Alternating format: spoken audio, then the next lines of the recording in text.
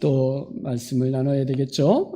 쉬지 않고 일하시는 하나님, 룻기서 말씀을 또 함께 나눌 때에 주께서 우리 가운데 일하시는 하나님을 보며 그분을 믿고 따르는 저와 여러분 되기를 원합니다. 룻기서를 우리가 살펴보면서 룻기는 사사시대라고 그랬어요. 사사시대는 참 어두운 시대, 참 불행하고 악한 일들이 많이 일어났던 시대였어요. 우리가 사사기를 오랫동안 살펴보면서 너무 힘들다. 그만 좀 이런 얘기 했으면 좋겠다. 제발 다시 반복되는 이런 얘기가 다시 안 했으면 좋겠다. 저 설교하는 저도 참 사사기를 설교하면서 힘들었던 본문들이었던 것 같아요. 근데 같은 시대에 있는 이 룻기서는 사사시대의 그 어둠이 아닌 참으로 아름다움의 이야기들을 하고 있다 이렇게 보는데, 그 저변에는 사사기 시대의 그 이스라엘 백성들을 보면서 그 죄와 악을 행하는 그들을 하나님이 징계하실 터인데 그들의 끝이 어떻게 될까 고민 좀 됐잖아요. 결국 이들이 이런 악을 행한다면 우상을 섬기며 하나님을 떠나 자기가 왕이 되어 스스로 자기 마음대로 살아가는 이들을 하나님이 징계하실 것 같고, 아니 징계도 하셨지만 어떻게 될까 생각이 드는데, 같은 시대의 사사기 시대에 있는 이 룻기서를 보면서 하나님의 또 다른 일하심, 하나님의 또 다른 구원하심의 은혜를 베풀고 있구나, 이것을 보면서 역시 하나님은 우리와 상관없이 하나님의 구원의 계획을 이루어가고 계심을 보게 되어지는 거죠.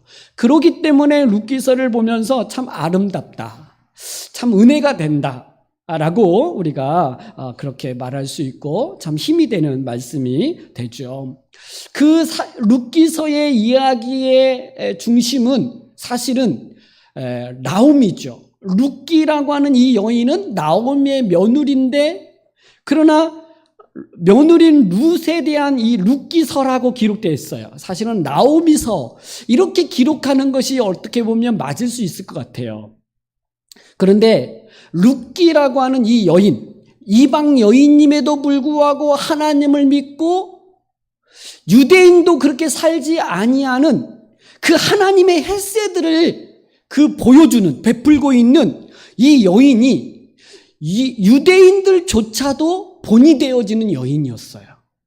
참 이방인인데 어떻게 그렇게 하나님을 사랑하며 그 하나님의 뜻을 이루기 위해서 자기를 희생하며 그렇게 순종의 삶을 살 수 있을까, 이렇게 볼 수 있죠.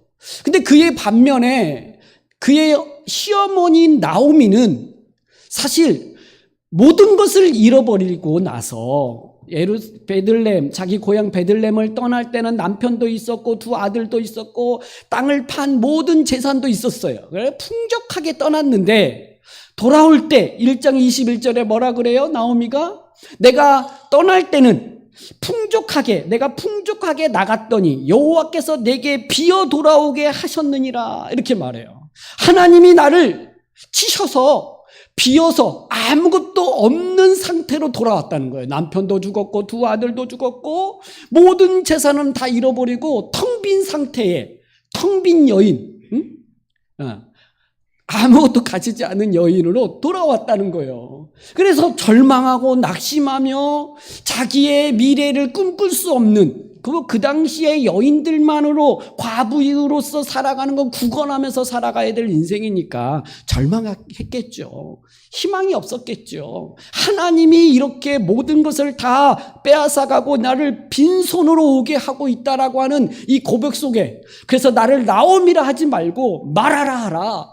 나는 고통스러운 여인이다, 슬픔의 여인이다, 비어있는 여인이다, 나를 그렇게 부르라, 이렇게 말하잖아요. 그런 나오미가 이런 어떤 절망적인 이 이야기 속에서 그에게 누가 있냐면 며느리 룻이 있었어요. 그 룻을 통하여 이 나오미가 하나님의 일하심을 보게 되잖아요. 여러분, 우리는 가끔씩 인생을 살아가면서 절망적인 일을 이게 직면할 때가 많아요. 아, 내 힘으로 안 되는구나. 내 힘으로 안 되는구나. 그럴 때 우리가 낙심을 하게 되고 사실 절망을 하게 되는 일들이 참 많죠. 그만큼 우리는 연약한 자고 우리는 참 부족한 자임을, 능력 없는 자임을 고백할 수밖에 없어요. 그래서 내 힘으로는 안 되는데 중요한 건 뭐냐면 하나님의 일하심을 보느냐가 중요해요. 이게 믿음이거든요. 우리의 인생 속에 하나님의 일하심을 보는 눈이 있는가? 근데 그 하나님의 일하심의 방식이 하나님이 나에게 오른쪽으로 가라, 왼쪽으로 가라, 이 일하라, 저 일하라 라고 말하는 게 아니라 하나님은 사람을 통해서, 내 주변에 있는 사람을 통해서 하나님은 일하고 계시는데 그 일하심을 봐야 되는데 이 영적인 눈이 믿음으로 말미암아 띄어 있어야 되는 거죠. 우리의 인생은요, 우연이라는 게 없어요. 우리의 인생은요, 우연이라는 게 없고 하나님의 섭리 속에 있음을 믿으시기 바랍니다. 하나님의 섭리라는 말은 무슨 말이냐면 하나님의 뜻 가운데 그 일이 진행되고 있다는 얘기예요. 그러면 지금 내가 당하는 어려움들도 분명히 하나님의 뜻이 있을 거라는 거예요. 그것이, 그 어려움은 나에게 지금 고통이고 낙심이고 어려울 수 있지만 그러나 이 고통을 넘어서 하나님의 뜻이 있음을 바라볼 수 있는 믿음의 안목이 있어야 된다는 거예요. 근데 잘 못 봐요. 사실 지난 다음에 아는 경우들이 너무 많아요. 그 순간에는 안 보여요. 그 순간에는 모르겠어요. 한참 지났더니 그때 그 어려움이 나에게 왜 찾아왔는지를 나중에 아는 경우들이 정말 많아요. 그 나중에 깨달으기까지 하나님의 돌보심과 하나님의 인도하심이 있죠. 나오미처럼. 나오미는 절망하면서 나는 이제 구걸하면서 그냥 구걸하면서 죽겠다. 그러면서 며느리 둘을 돌려보내잖아요. 가라. 너희들 또 가라. 너희 고향으로 가라라고 하잖아요. 왜냐하면 자기의 미래가 없다는 거예요. 너희가 나를 따라와봤자 너희들도 구걸하면서 죽을 터인데 왜 나를 따라오냐. 가라. 그래서 오르바는 가죠. 룻은 따라와요. 왜요? 나오미 시어머니를 돌보겠다는 거예요. 자기도 어머니와 함께 죽겠다는 거예요. 그런데 그는 룻이 믿었던 건 뭐냐면 나오미를 돌보면서 하나님을 믿은 거죠. 그 하나님의 돌보심, 하나님의 헤세드, 왜 그걸 깨달았는지, 룻이 어떻게 모압 여인인데 그걸 깨달았는지 성경은 말하지 않지만 저는 그것이 나오미와 그의 남편들을 통해서 룻은 깨달았던 것 같아요. 나오미가 믿는 하나님, 그가 시집으로 와서 그 나오미의 가정에 있으면서 그 가정에서 풍기는 그 영적인 그 하나님의 하나님 중심으로 살아가는 그것을 통하여 룻은 알지 않았을까? 결국 어머니의 하나님이 나의 하나님이 되고 어머니의 백성이 나의 백성이 되겠다고 하는, 언약 백성이 되겠다고 하는 그걸 서원하면서 따라오잖아요. 그것은 믿음이에요. 어머니를 돌보는 것도 있지만 그러나 언약 백성으로서 내가 그 백성으로 가겠다는 거였거든요. 어머니의 하나님을 나의 하나님으로 섬기겠다는 거거든요. 그것은 룻에게는 하나님에 대한 신뢰, 믿음이 그에게 있었다라고 볼 수 있어요. 나오미는요, 하나님을 알았지만 자기 인생이 다 무너지니까 하나님을 붙들지 못해요. 그냥 이대로 죽어야 되나 보다 생각하고 있고, 그때 며느리가 룻이 저 이삭 죽기 하고 오겠습니다 그랬더니 갔다 와. 의욕이 없어요. 적극성이 없어요. 고향으로 돌아와서 나오미가 보여준 모습은요, 굉장히 소극적이고 절망적인 모습밖에 없어요. 근데 룻은요, 그렇지 않아요. 적극적으로 무엇인가를 하려고 나서는 이가 룻이었죠. 이삭 죽기 하고 있고 막 그렇게 하는데 어느 날 우연히 보아스의 밭에 들어갔다가 마침 보아스를 만나고 그로부터 엄청난 이 은혜를 받아서 한 오멜의 보리를 들고 오는 이 며느리 룻을 보고 나오미가 어디서 이렇게 큰 은혜를 입었냐고 물으면서 보아스라는 이름을 듣고 정신 차리죠. 그 뭐냐면 기업 물을 자, 내 가정을, 내 집안을 다시 회복할 자인 보아스를 만났다는 거예요. 근데 그 보아스가 그냥 돌려보낸 게 아니라 엄청난 어떤 은혜를 베풀었다는 거예요. 이것을 보면서 하나님은 지금 일하고 계시는구나. 어떤 일? 다시 나오미의 가정, 우리 집안을 회복시킬 수도 있겠구나. 그것을 깨닫고 나서 나오미가 바뀌어요. 적극적으로 이 일에 개입을 하기 시작하고 룻에게 너 이제 7주 동안의 추수가 딱 끝나면 보리 추수가 있은 이후에 밀 추수까지 7주가 걸려요. 그러니까 49일. 여러분 룻기서는요 언제 절기 중에 있냐면 오순절날 읽어요. 여러분 7주면 49잖아요. 50일째 되는 오순절이에요. 그러니까 이 49일 그러니까 7주 동안의 추수를 할 때에 룻은 보아스의 밭에서 많은 추수를 아마 이삭을 주우면서 곡식을 얻었을 거예요. 그리고 타작마당이 이제 시작돼요. 근데 곡식을 추수했으면 다 타작하잖아요. 그 밀 타작, 이때가 아주 큰 잔칫날인데 이때 이제 보아스가 타작마당에서 일을 한다는 이야기를 듣고 룻에게 그에게 들어가라죠. 타작이 다 끝난 다음에 남자들 안에 있는 거야. 이 타작할 때는 여자들이 오지 않는 것 같아요. 잘 모르겠는데 그때 그 문화가 어떤 건지 여러 자료들이 너무 많은 얘기를 하면서 있는데 본문의 근거를 보면 나오미가 룻에게 타작마당에 들어갈 때 사람들에게 보이지 말라 그래요.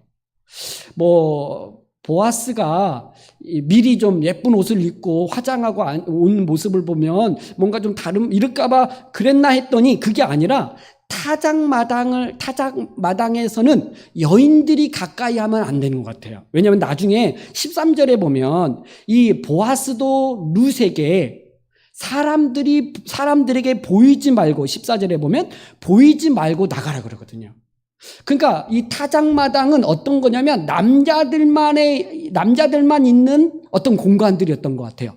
만약에 여기에 오면 굉장히 위험하거나 오해를 받을 수 있는 여인들이 그런 것 같아요. 그래서 몰래 이제 잠잘 때 보아스가 잠잘 때 보아스의 그 발치 이불을 들고 거기 누워라 이렇게 나오미가 룻에게 이렇게 말을 했죠. 근데 룻이요 나오미가 시키는 대로 다 해요. 여러분 그 의미가 뭐냐면 그 보아스가 타작마당을 다 끝난 다음에 술 먹고 잔치를 다 한 다음에 잠자리에 누워서 발치 이불, 그러니까 보아스의 발끝에 있는 이불, 그러니까 이불을 덮을 때 발까지 덮이는 것 같아요. 근데 그 밑에 보아스의 이불을 들치고 그 안에 들어가서 누우라는 거예요. 이거는요 청혼하는 거예요.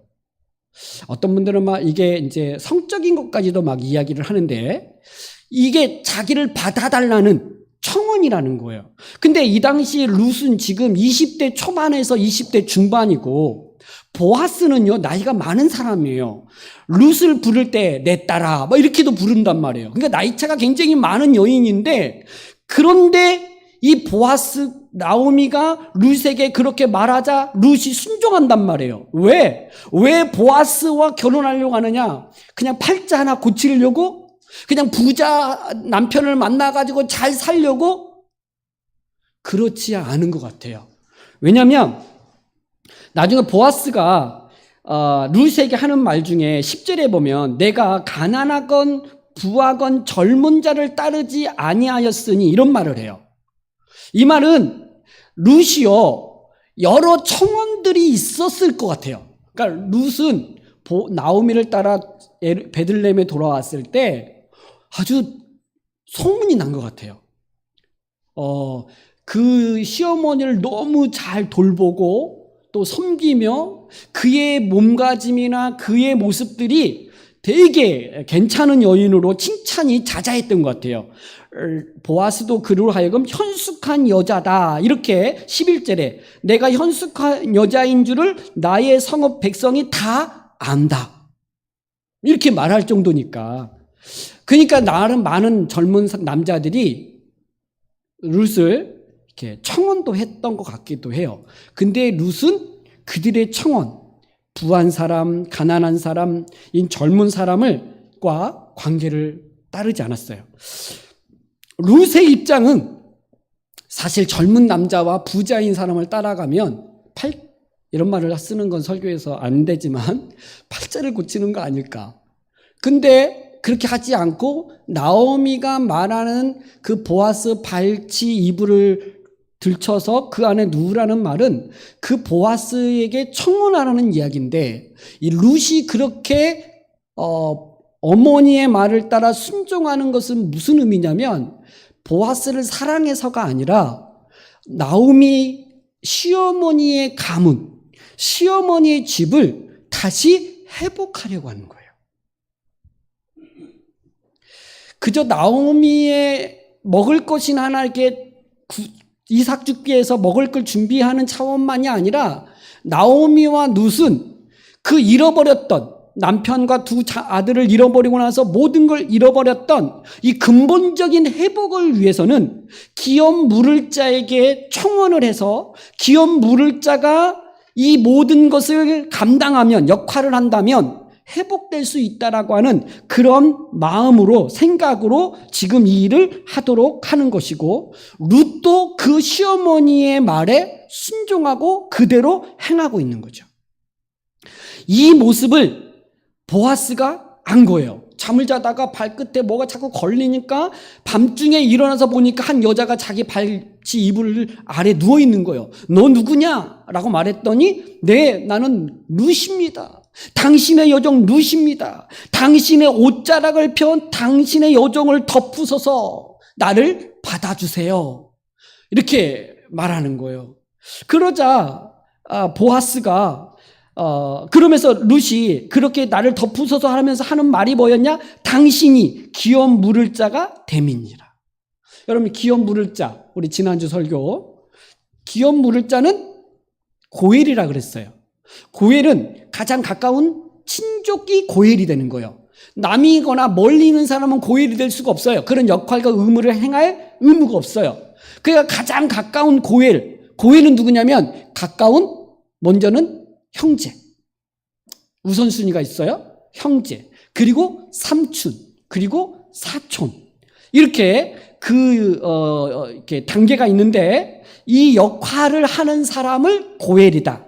고엘의 세 가지 역할은 땅 무리기, 몸 무리기, 피 무리기. 그러니까 이런 역할을 하는데 사실은 고엘의 역할 중에 이 룻과 결혼해야 될 역할은 없었어요. 근데 유대의 율법에 의하면 계대 결혼법이라고 하나님이 그 정하신 게 있었죠. 형이 결혼했는데 자식 없이 죽었어요. 그러면 동생이 형수와 결혼해서 첫 번째 낳은 아들은 형의 아들로 대를 잇게 하는, 이게 계대의 결혼 제도인데, 이것을 고엘인, 기업 물을 자인 보아스에게 요구하고 있는 거예요. 그럼 보아스는요, 그 의무를 행할 의무가 없기 때문에, 그 할 의무가 없으니까 거절할 수도 있어요. 그래서 조심스럽게 나오미와 룻이 이 일을 행하는 거예요. 이들의 목적은 뭐예요? 하나님이 주신 땅의 기업을 다시 회복할 수 있는 기회, 자녀를 얻을 수 있는 기회를 혹시 하나님이 우리에게 허락하지 않을까라고 하는 이 믿음 때문에 위험을 감수하고 이 일을 행하고 있는 거예요. 만약에 보아스가 룻이 누워있을 때 이걸 말할 때 소리치면 여기 막 누가 누워있다고 막 하고 그 룻의 제안을 받아들이지 않으면 룻은요 이상한 여자가 되는 거예요. 음탕한 여자가 되기도 하고, 그리고 지금 괜찮은 여자인 줄 알았는데 이거 어떻게 이렇게 하나? 라고 보아스가 소리 지르면, 보아스가 그를 받아들이지 않으면요, 룻은요 지금까지 쌓은 명성과 모든 신의를 다 잃어버릴 수 있고 나오미조차도 어려워질 수 있는 상황이에요.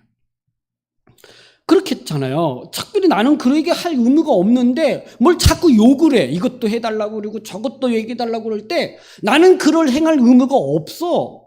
그리고 그렇게 거부를 할 수 있는데, 이 보아스가 룻의 이 모습, 어떤 모습이에요? 이렇게까지 자기 시어머니의 집안을 회복시키려고 헌신하고 있는 이 룻의 모습을 보고 감탄을 해버려요. 어떻게 네가 이렇게까지 할 수 있냐? 그래서 내가 베푼 인애가 10절 하반절에 보면 내가 베푼 인애가 뭐라 그랬어요? 헤세드라 그랬죠? 내가 베푼 헤세드가 처음보다 나중이 더하다, 이런 말을 보아스가 룻에게 해요. 처음 행한 헤세드보다 나중에 네가 지금 하려고 하는 이 헤세드가 더 크다는 얘기예요. 무슨 말이에요? 처음 행한 헤세드는 뭡니까? 모압 여인인데 시어머니를 따라 이국 땅까지 와서 이런 이삭 죽기에 중노동을 하면서 시어머니를 돌보는 것도 인애인데, 어떻게 네가 이렇게 나이 많은 보아스와 이렇게 기업 물을 자에게 물으면서 그 집안을 회복하려고 할 수 있냐? 이건 더 큰 인애구나. 네가 더 큰 헌신을 하려고 하는구나. 더 큰 자비를 행하려고 하는구나. 라고 보아스가 룻을 칭찬하면서 그에게 복을 빌어줘요. 여호와께서 내게 복 주시기를 원하노라. 그러니까 보아스도 대단한 사람이죠. 그러니까 보아스도 참 훌륭한 사람인 것 같아요. 한 여인에 대해서 이런 배려의 마음, 또 이렇게 선한 마음, 이 마음으로 뭔가 같이 하려고 하는, 이건 사사시대에 볼 수 없었던 모습들이죠. 이 모습을 이렇게 보여주면서 참 대단하다. 그러면서 11절 오늘 읽었던 말씀이죠. 그리고 이제 내 딸아 두려워하지 말라, 이렇게 말해요. 지금 룻이요 두려워할 상황이죠. 왜? 아까 말씀드렸던 것처럼 보아스가 그를 받아주지 않으면요, 이거 룻은요 굉장히 위험에 처할 수도 있고요, 오해받을 수 있기 때문에 그래요. 얼마나 룻은 조마조마했겠어요. 그 룻의 보아스의 발치 이불 끝에 누웠을 때 그 잠이 왔겠어요, 룻이?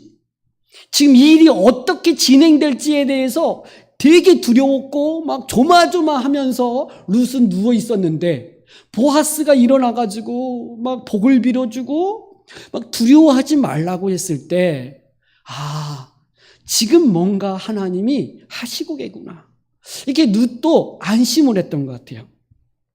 그러면서 보아스가 룻에게 한마디 더 합니다. 내가 내 말대로 내게 다 행하리라.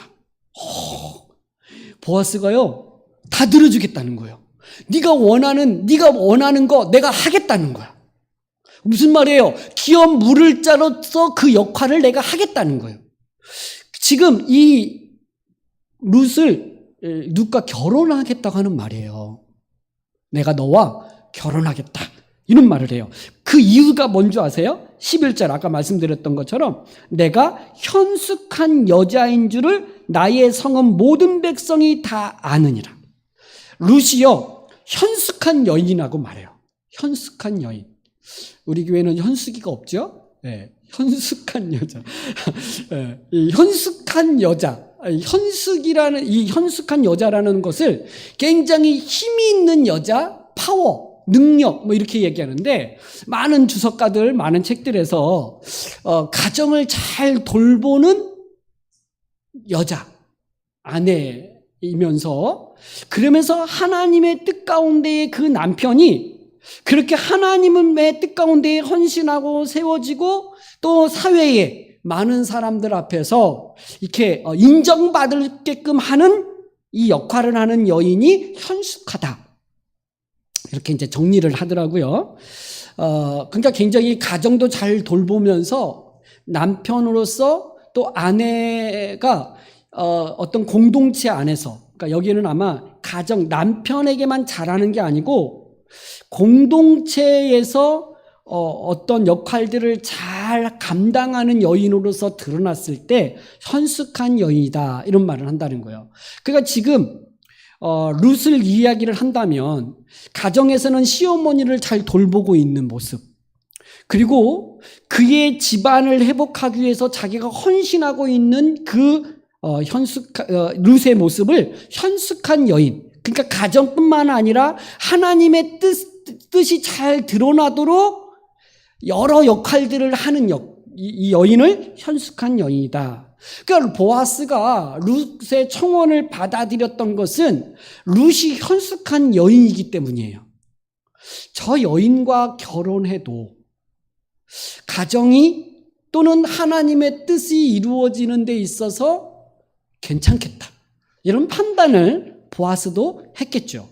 그러니까 내가 말한 대로 내가 다 행하리라고 하면서 너는 현숙한 여인이다, 이 말을 하는 것은 내가 너를 받아들여도, 내 아내로 내가 결혼을 해도 보아스는 괜찮을 거라는 거예요. 근데 문제가 하나가 있어요. 어떤 문제가 있냐면, 내가 룻이 요청한 기업 물을 자로서의 이 역할을 해달라고, 나와 결혼해달라고 이렇게 룻이 청원을 했잖아요. 근데 이 청원을 받아들이기를 원하지만, 그러나 우선순위에서 보아스가 1차 기업 물을 자가 아닌 거예요. 12절. 참으로 나는 기업 물을 자이나 기업 물을 자로서 나보다 더 가까운 사람이 있다는 거예요. 그러니까 나오미의 친척 중에, 엘리멜렉의 친족 중에 보아스보다도 더 가까운 친족이 있는 거예요. 그러니까 그가 우선순위에 있다는 거예요. 그러니까 아까 말씀드렸던 기업 물을 자는 친족이 감당하는데, 그 친족 중에서도 1차는 우선순위는 형제. 근데 엘리멜렉에게 형제가 있는지 없는지는 잘 모르겠어요. 그리고 그 다음에 누구냐면 보아스라는 거예요. 그래서 내가 우선순위가 아니니까 13절에 보면 이렇게 말해요. 이 밤에 여기서 머무르라. 아침에 그가 기업 물을 자의 책임을 내게 이행하려 하면 좋으니, 사실 좋지 않아요. 보아스는 왜? 룻과 결혼하고 싶거든요. 근데 우선순위가 아니니까 먼저 우선되는 사람이 받아주면 그 사람이 해야 되고, 만약에 그 사람이 안 받아주면 내가 하겠다는 얘기예요. 좋으니 그가 그 기업 물을 자의 책임을 행할 것이니라. 만일 그가 기업 물을 자의 책임을 내게 이행하기를 기뻐하지 아니하면 여호와께서 살아계심을 두고 맹세하노니 내가 기업 물을 자의 책임을 내게 이행하리라. 아침까지 누워 있을지니라 하는지라. 우선적인 기업 물을 자가 만약에 당신에게 그것을 행하면 이제 그가 행할 거고, 만일 그가 행하지 않는다면 내가 하겠다는 거예요. 그럼 내가 행하겠다고 하면서 보아스는 룻에게 이런 말을 했어요. 여호와께서 살아계심을 두고 맹세하노니 내가 기업 물을 자의 책임을 내게 이행하리라. 이 말이 무슨 말인 줄 아세요? 내가 반드시 너와 결혼하겠다는 거예요. 그러니까 보아스도 룻의 청원에 답을 한 거죠. 그러면서 급해지기 시작해. 누가? 보아스가. 그래서 아침에라는 말을 시작하는 거예요. 보아스가 이 일을 성사시키려고 이제 보아스가 움직이기 시작해요. 막 급해지기 시작한 거죠. 그러면서 14절에 룻이 새벽까지 그의 발치에 누웠다가 사람이 서로 알아보기 어려울 때 일어났으니, 그러니까 사람이 보지 못한 상태에 나가야 돼요. 왜? 굉장히 위험할 수 있고 오해받을 수 있으니까. 그러면서 보아스가 말하기를 여인이 타작마당에 들어온 것을 사람이 알지 못하여야 할 것이라 하였습니다. 보아스가 이르되, 그리고 그 룻의 겉옷을 가져오라고 하고 그것을 펼치라 그래요. 그리고 펼친 다음에 그것에 볼이 6번을 대어서 룻에게 주어요. 볼이 6번. 양은 얼마치 되는지는 모르겠어요. 근데 보리를 6번 대어 룻에게 지워서 룻으로 하여금 성읍으로 자기 집으로 돌아가게 하죠. 그리고 룻이 드디어 시어머니에게로 가요. 아마 시어머니 나오미도 밤새 못 잤을 거예요. 룻을 보내고 어떻게 됐을까 걱정했겠죠. 그러니까 룻이 오는 걸 보고 시어머니가 너무 반가워서 16절에 내 딸아 어떻게 되었느냐라고 물어요. 근데 다른 어떻게 되었느냐라는 말에 그 숫자 2가 있거나 이렇게 돼 있죠. 거기 아래쪽에 보면 너는 각주가 있는데 너는 누구냐 이렇게 번역도 해요. 너는 누구냐? 왜 너는 누구냐라고 말했을까요?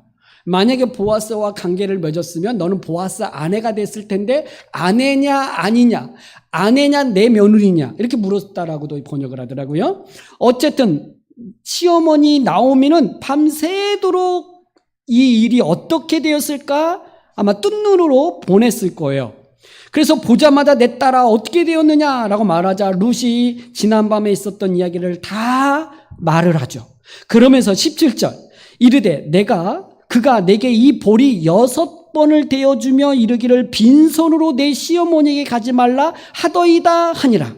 여기서 여러분 반복이라는 건 중요해요. 성경에서 저자가 어떤 걸 반복을 하고 있고 그 반복을 통해서 뭔가를 메시지를 주는데 6번 보리를 대었다 이 말을 할 때 6번이라고 하는 이 보리의 이 양이 어떤 양인지는 성경에 보니 여러 군데 정확하게는 알 수가 없어요. 근데 여러 군데에서 이 양에 대해서 여러 군데에서 말하는데 뭐 80kg다 뭐 60kg다 어떨 때는 뭐 30kg다 막 오멜로 되었냐, 에바로 되었냐, 세라로 되었냐, 이 질량, 이게 무게의 질량을 오바 또는 오멜, 에바, 세바, 이렇게로 이제 정할 때에 오멜로 하면 700kg, 이렇게도 이야기를 하고 있고, 예바로 하면 80kg로 이야기하고, 세바로 이야기하면 26kg, 이렇게도 이야기하는 거예요. 그러니까 정확한 건 알 수 없다는 얘기겠죠. 그러나 무슨 얘기예요? 양이 많다. 많은 양을 주었다. 이렇게 이제 그냥 결론적으로 이해를 할 수 있겠어요. 근데 이 이야기를 할 때 보아스가 룻에게 이 보리 6번을 대어서 줄 때, 보아스가 룻에게 선물을 주나? 이런 생각을 했어요. 안심을 시키면서. 그런데 룻이 시어머니에게 와서 설명을 다 한 다음에 한 말이 뭐냐면 보리 6대를 주어 이르기를, 그러니까 보리 6대를 주면서 한 말이 있다는 거예요. 무슨 말이에요? 빈손으로 내 시어머니에게 가지 말라 이 말이에요. 빈손으로 시어머니에게 가지 말라 이 말은 지금 룻이 보아스에게 청혼을 했고 보아스가 룻에게 그 청혼을 받아들여서 내가 반드시 기업 물을 자로서 룻에게 이 역할을 하겠다라고 하는 증표로서 어머니에게 보냈다는 거예요. 뭐라고요? 청혼을 한 것을 받아들이는 증표로서 어머니에게 이 보리 6대를 주어서 보냈다 이렇게 말할 수 있는데 근데 이 말이 빈손으로 내 시어머니에게 가지 말라 이 말을 하려는 것이 룻기서 전반적으로 흐르는 하나의 흐름이 있었죠. 어떤 흐름이에요? 나오미는 빈손으로 고향으로 돌아왔어요. 그는 텅 빈 자로 돌아왔고 모든 걸 잃어버린 자로 돌아왔어요. 근데 지금 하나님께서 그 빈손으로 돌아온 나오미에게 충만하게 무엇인가를 채워주고 있다는 이야기죠. 여러분, 빈손으로 돌아온 이 나오미를 하나님은 빈손으로 살지 않게 하시고 그 풍성하게 채워주시는 그 하나님의 은혜를 지금 보여주고 있다라고 하는 거예요. 하나님의 일하심의 방식이 정말 하나님은 우리에게 그렇게 공허하고 고통스럽고 슬픔의 삶을 살도록 하기 위해서 우리를 구원하신 게 아니에요. 하나님의 자녀들, 하나님의 백성들은 이 땅에 살면서 고난이 있고 환난이 있지만 그러나 그들의 마음, 그들의 영혼에는 그 충만한 채워짐의 은혜를 하나님은 허락하시는 거예요. 할렐루야. 여러분의 그 영혼 안에 여러분의 그 믿음으로 인하여 하나님이 주시는 그 풍성케 하시는 그 은혜가 오늘 또 우리에게 베푸시고 계시다라고 하는 것이죠. 저는 이 보아스는 사실 예수 그리스도를 예표해요. 여러분, 보아스가 기업 물을 자 고엘이라고 말하는데 우리에게 고엘은 예수 그리스도시잖아요. 예수님이 우리에게 모든 그 잃어버렸던 것들을 되찾아 주시는 분이 예수님이거든요. 오늘 이 보아스가 잃어버렸던 나오미의 집에 모든 걸 다 되찾아 주겠다는 거예요. 여러분, 이때 되찾아 줄 때 나오미의 가정에 잃어버렸던 땅들을요, 보아스가 자기 돈을 들여서 사서 나오미에게 주는 거예요. 자기가 룻과 결혼을 해서 낳은 아들을 나오미의 자녀로 이렇게 올려주겠다는 이야기예요. 그건 보아스는요, 모든 걸 희생하는 거예요. 보아스는 자기가 가지고 있는 것을 가지고 다른 사람을 위해서 희생하겠다는 거예요. 이런 삶을 우리에게 보여주셔서 우리의 고엘이 되신 분이 예수 그리스도이신 거잖아요. 우리에게 비어있고 텅 비어있는, 아니 우리가 지은 죄와 우리의 악으로 인하여 하나님의 진노를 받을 수밖에 없는 우리에게 예수 그리스도께서 십자가에 우리의 모든 죄를 대신하여 십자가에 죽으심으로 우리의 모든 것을 다 갚아주시고 우리를 대사와 다시 하나님의 자녀라, 하나님의 백성이다, 너는 구원받은 하나님의 자녀요 하나님의 소유라고 하는 것을 우리에게 허락하신, 선물로 주신 이가 예수 그리스도인 거죠. 그러니까 보아스는요, 어떻게 보면 오늘 우리에게 예수 그리스도의 모습을 보여주고 있는 거예요. 룻도 그렇고요, 나오미에게도 그렇고요, 이 보아스는 정말 그 하나님의 헤세드를 그 가정에 베풀고 있는 그런 고엘이 보아스였던 거죠. 그래서 빈손으로 가지 않게 하시는 이 은혜가 오늘 우리에게, 사실 오늘 기도의 제목을 이 두 가지로 고민을 했어요. 빈손으로 가지 않게 하시는 하나님 할까? 쉬지 않고 일하시는 하나님으로 할까? 이런 고민을 했는데, 근데 결국 하나님의 일하심 속에서 채워지는 은혜가 있으니까 오늘 하나님의 일하심을 보자. 채워가시는 하나님의 은혜를, 이 채워가신 하나님을 바라보며 의지하며 살아갔으면 좋겠다라고 하는 것이죠. 여러분, 이 빈손으로 가지 않게 이 보아스가 룻에게 이 많은 6번의 보리를 데워서 짊어지게 하고 보내죠. 우스갯소리로, 이런 참 룻은 호리호리한 여인의 모습이 아니고 이 무거운 짐을 막 어깨에 메고 이고 올 정도로 참 건장하지 않았나, 이런 생각도 들면서 참 이렇게 헌신적인 여인이 있을 수 있을까, 이런 모습을 또 갖게 됩니다. 자, 이 이야기를 들으면서 마지막 18절에 보니까 이 말을 이제 룻에게 들었어요. 누가? 시어머니 나오미가 이제 딸에게 하는 말이에요. 자, 같이 읽겠습니다. 18절. 자, 시작.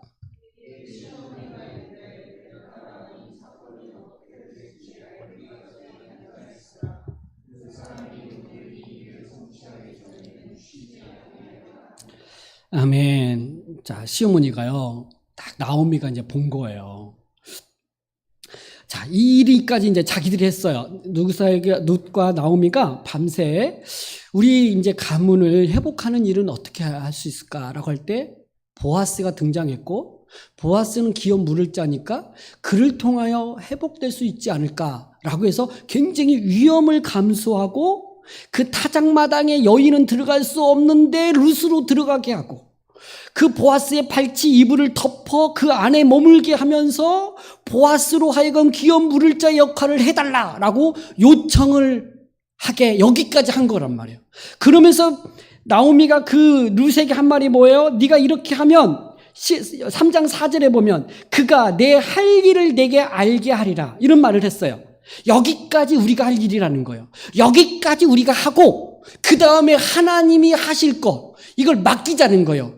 그렇게 하고 난 다음에 그가 내게 할 일을 알게 하리라 했는데, 지금 보아스가 그 역할을 하겠다고 말하고 보리 6대를 대어 주어서 빈손으로 어머니에게 가지 말라고 하면서 보내왔다는 거예요.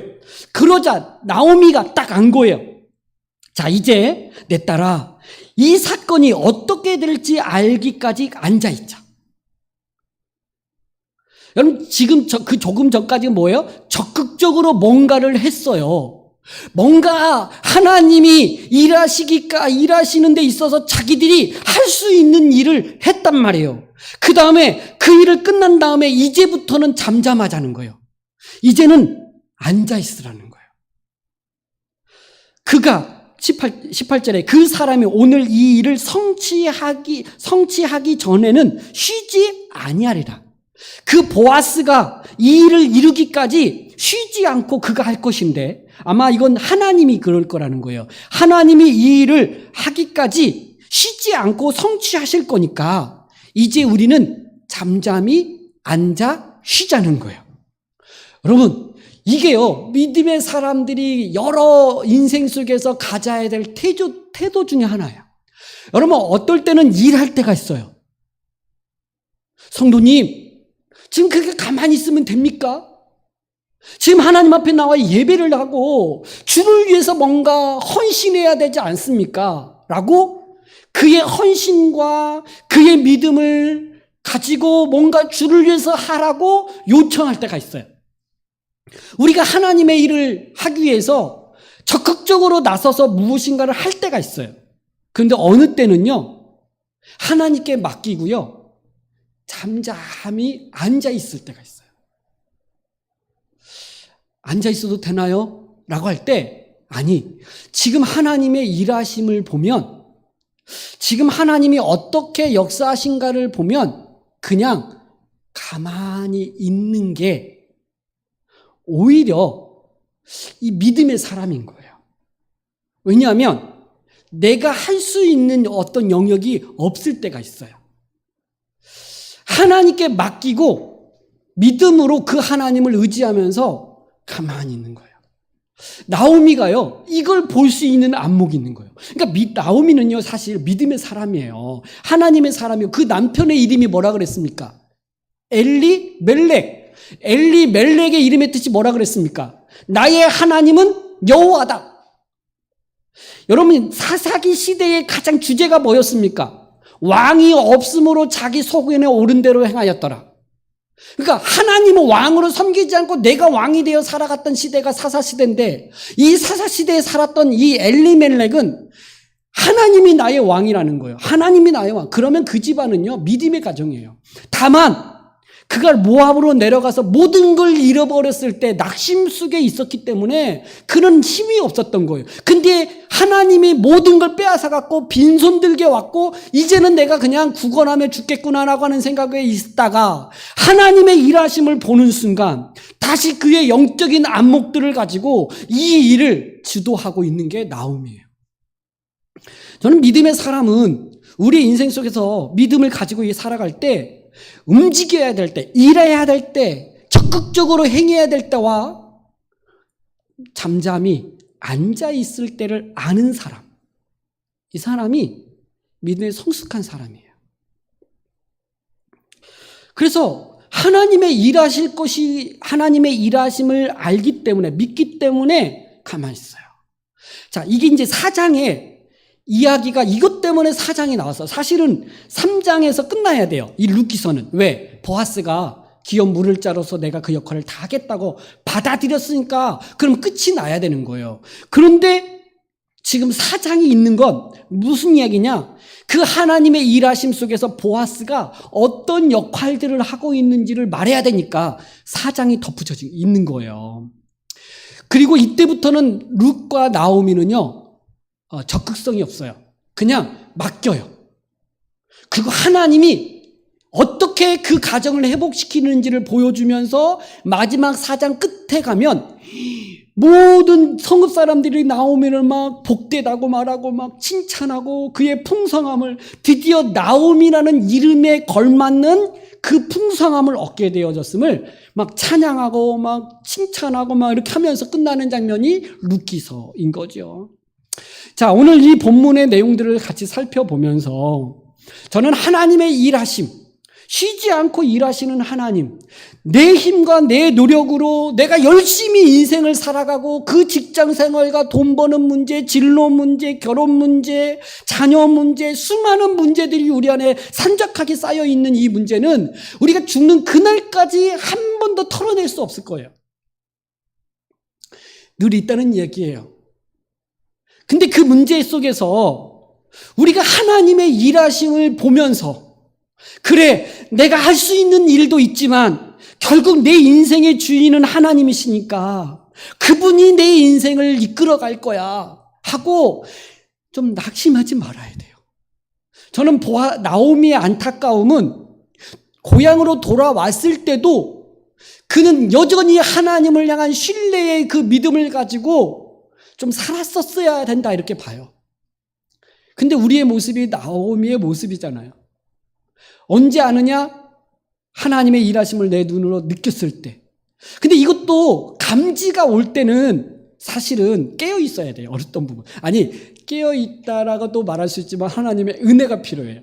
근데 그 은혜를 받는 통로들이 저는 예배의 자리와 기도의 자리와 뭔가 영적인 어떤 관계 속에서 하나님의 은혜를 받는, 이 사인을 받는 통로가 거긴 것 같아요.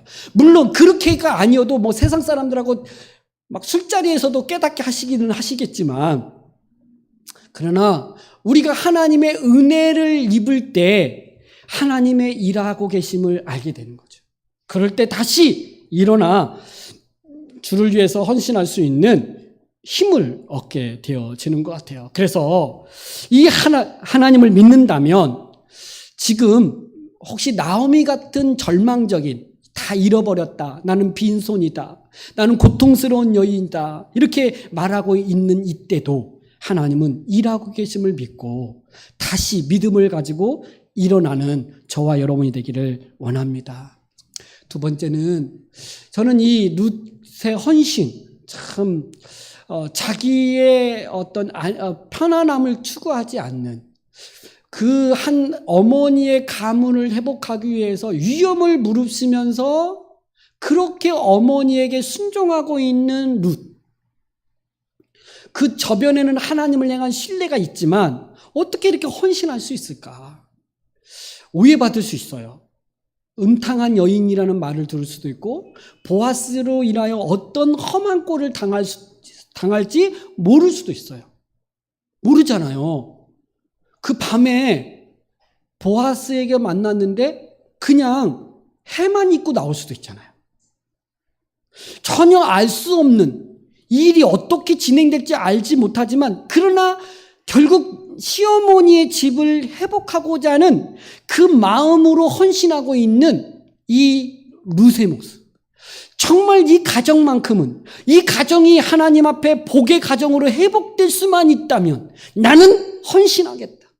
나는 어떻게 되든 상관이 없다. 이 공동체를 회복하기 위해서는 내가 어떻게 되든 상관이 없다라고 이 마음을 가지고 헌신하고 있는 룻의 모습이 있는 거죠. 세 번째는 보아스겠죠. 보아스. 참, 보아스는 자기 재산을 다 들여서 그 나오미의 땅과 모든 기업을 다 사와서 줘야 돼요. 이것도 헌신이죠. 그런데 그를 그 일을 행하겠다라고 지금 보아스도 이야기하고 있는 거죠. 여러분, 우리가 믿음의 사람이고 우리는 십자가의 은혜에서 모든 복을 받았어요. 우리의 신분과 우리 존재가 바뀌었다는 말이에요. 우리 신분과 존재가 바뀐 자로서 우리는 하나님 앞에서 합당하게 살아가야 돼요. 하나님이 우리의 고엘 되시잖아요. 여러분, 고엘은 가까운 친족이라 그랬어요. 그럼 하나님이 나의 고엘이라고 말할 때 하나님이 어떤 분이시기 때문에 우리 고엘 되시는 거예요? 아버지 되시니까.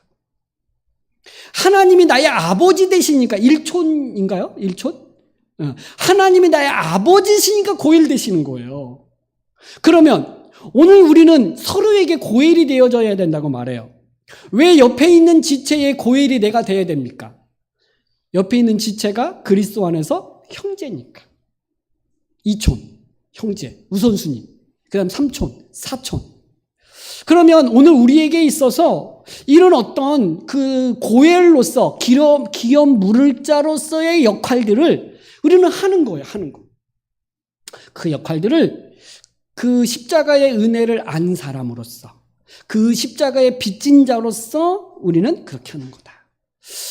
뭐 거창하게 할 수는 없을 거예요. 믿음만큼 할 거예요. 그건 수준마다 다들 다를 수 있어요. 괜찮아요. 그러나 우리의 방향성, 우리가 하고자 하는 그런 마음이 있느냐가 더 중요한 거겠죠. 근데 4장에 보면요, 보아스가 먼저 기업 물을 자의 우선순위 된 사람이 있다 그러잖아요. 근데 그 사람이 그 역할을 안 해요. 안 하겠다 그래요. 그럼 기업 물을 자의 우선순위 가진 사람이 안 할 수도 있습니까? 안 할 수도 있어요. 율법에요, 그 역할을 하라고 하지만 강제성은 없어요. 다만 안 하면 그 집 대문 앞에 편말이 하나 붙어요. 기업 물을 자로의 역할을 행하지 아니한 집이라고 표지판을 붙이래요. 뭐 괜찮지 뭐. 그 표지판 있는 거하고 무슨 상관이야 하고 안 지키는 사람들이 많았어요. 특히 사사시대도 그랬죠. 근데 그래서 이제 이 역할을 안 해요. 이 역할을 안 하고, 그리고 보아스가 그 역할을 이제 하게 되어지는 거죠. 우리도 하나님이 나의 고엘 되시는 하나님으로서 우리가 그 많은 헷세드의 은혜를 입고 있고, 또 나도 이제는 또 하나의 기업 물을 자로서 한 작은 지체로 서 있는데, 우리 모두가 그런 서로의 고엘로서의 역할들을 잘 감당함으로 인해서 우리 안에 더 풍성한 은혜들이 채워지는 은혜가 있기를 주님의 이름으로 축복합니다. 기도하겠습니다. 우리 같이 말씀을 좀 붙들고 함께 기도합니다.